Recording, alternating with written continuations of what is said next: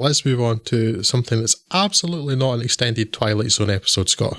Yes, Vivarium, and this, I can't claim to know a great deal about Irish filmmaker Lorcan Finnegan, but I looked through his non-commercial work, and actually his commercial work is pretty strong as quirky commercials go, worth a look on his website.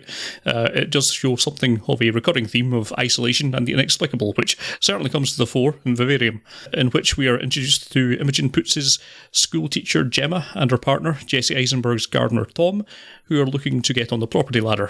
Thus a visit to Jonathan Arris's Martin, an exceedingly strange estate agent who, against all logic and reason, they follow to an out-of-town development full of identical homes. Martin walks off halfway through, showing him around, but when Gemma and Tom attempt to beat feet, they only find themselves back in front of the same house. Clearly, something strange is afoot, particularly when burning the house down doesn't stick, it miraculously healing itself. By that point, it should perhaps not have been all too unexpected when a box is dropped off from nowhere, not filled with the usual supplies, but with a baby boy and a message: raise the child and be released. So, not that they suppose they have that much of a choice. They raise this rapidly growing weirdo with an overdubbed voice while dealing with the incredible mental stress that this imposes in a variety of understandably unhealthy ways.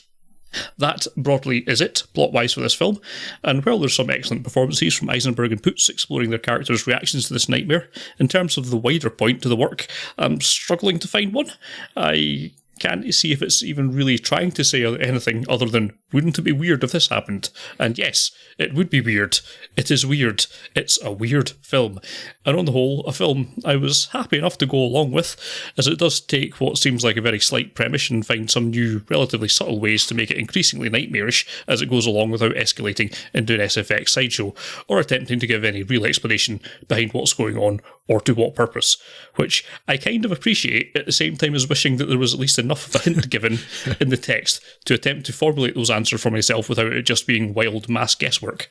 So, yes, it's not the most satisfying end to a film that I was otherwise continually intrigued by, and I can entirely understand the mixed reception that it's had, but I would say it's worth adding to your watch list and rolling the dice on it when it shows up on your catch-up service of choice. Yeah, another film I kind of liked. Didn't quite hang together as well as I hoped it would in the end, but you know, it's good enough to give it a mild recommendation at least. Yeah, it's I think there are themes there, but they're so surface level, they're so obvious that I'm kind of disappointed that they're there.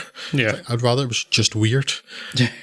Because there's clearly like the suffocation of the monotony of suburbia.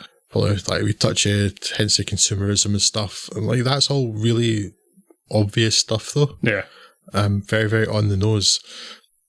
And I would approach like, isn't this weird? Yes, this is really weird without much explanation. I would kind of have preferred that because it would be weird and creepy. The real stumbling block though I had for this film was like, why would they go anywhere near that creepy estate agent at the beginning? Yes, that's a definite turn around, run away very fast. Well, you're a creepy bastard. I'm not going to follow you. Yeah, this is a film. I enjoyed it. I think it's... Oh, I have a couple of other issues. Like, I like Jesse Eisenberg, but it's...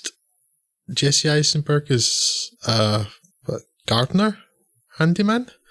I mean, I know you shouldn't obey stereotypes and archetypes to say that certain people can't do certain types of jobs, but sometimes you need as a visual shorthand or a character shorthand, and I was struggling to buy Jesse Eisenberg doing that. Yeah.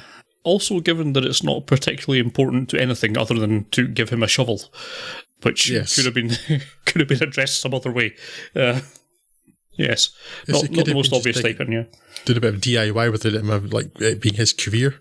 But yes, that's probably it in terms of like issues. I wasn't quite sure about him, but also the problem is, which is like a deliberate thing. It's meant to be terrible, but that child. Oh God, Scott, the child. It's like I don't feel good about myself that I've spent a good third of this film vividly imagining beating the crap out of a small boy, you know, because that child is creepy and terrifying and wrong. Yes. So wrong. To be fair, that's the point. But yes, it's a very strange and unsettling little child, as I suppose they all are. Indeed. I think that there's something deeply unpleasant about that green, which also is like, had I rocked up in a housing state where every house was that colour, I'd be gone. Yeah. That's not really the point of the film. It's like, you're following this creepy guy and these are the houses you're taking you to? No, well, thank you. So I guess the message really is just don't follow the creepy guys. It's just as applicable to grown adults as it is to kids. So just bear that in mind. Just don't follow creepy guys around. Don't step into the van. Listen to DJ Bob Hoskins going mental in a dustbin.